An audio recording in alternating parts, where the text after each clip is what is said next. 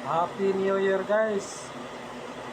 Ngayon gagawa tayo ng yelo kasi may order at saka yung stock ko kagabi ubos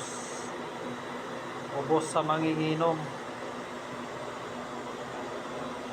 Yan, nagawa muna tayo ngayon. Happy New Year! Malapit na siya mabuo. Ayan,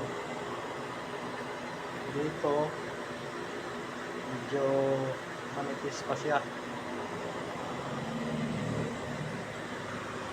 Ayan.